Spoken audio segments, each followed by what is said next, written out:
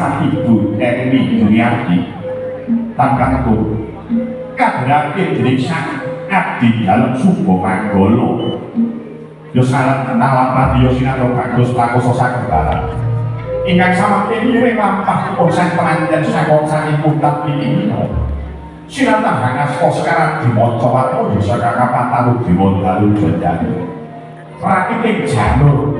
ingkang kampilan saking alami kasuwargan lupa tinapa dening para dewa lan dewi kagem jangkepe para krama sidheng kahanan kang dumadi kasirep samubarang benek kang garami dening utuh dawa saking Sang Swinasis Rama Hyang Haji Fatah ingkang sampun ditangkendhak anggenipun mujaki dharma pengasaning Gusti nderek Jawa tasalipun sang Rangga Sakala pinanggepake rasa katresnakane asta panunggal sajiwa puji kidung donga ngendhek kamulyanipun Gusti kang akal jagat gumrebeg sinatan gongsa kang kinabur dening para dewa-dewa kang ngrembani ngalami kasuwargan lupa sinatan ing batos para alim para ulama para pinter para sekti para kang sami ora pujake donga mrih rahayu kang tineman nek sang penganten nderek sang penganten budya sahayu sambi ngasih tasawuf ngabekti ing sukunipun penganten kakung kanthi hamiji samarepun kang nata praja kaliyan kaya pamita sami kambang sekatriwarta mawon mlati kanthi sinampa kang kaya mengsani ngalami kasuwargan utawa paribasan agem sumyak jiwaraganipun sang nata praja durikala binasa pamita sami Puswani orang dari pun basuh kampian suku pun sang komo kodo wujud angkat bergani pun sang karang eswai komo sang komo bumergen para dewa dan dewi ngalami kasuat dalu komo jati hidup katos santing ngasai pun pakiran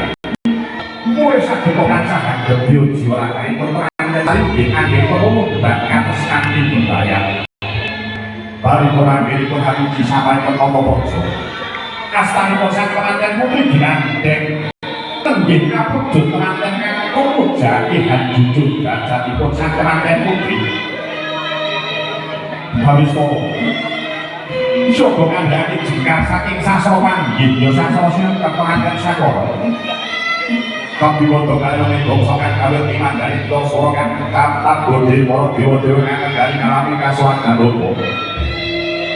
Jumangkah tinggalake sasra manti rinengga ya sasra panggih Lapai pun sang pengantin hampir dirobok kalian singgul kang awal kami masih apa kan dipun mati jumangkah wonten ngajeng wujudake taos suwada paring tuwada dumateng sang pengantin kalian singgul kang awal kami masih puri wonten tenggal wonten udara atas sang pengantin tansah nyawiji pengantin pingsan udari bakal semangkah kutat bikin diroyo sakit Nur Farida kan jurung pakas kawang kali kakek paket timpani jangan gitu Sugeng Rawuh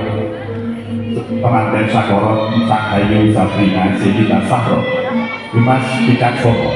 ing sasana lengkap piniji sasana sugandi ya sasana Datuloyo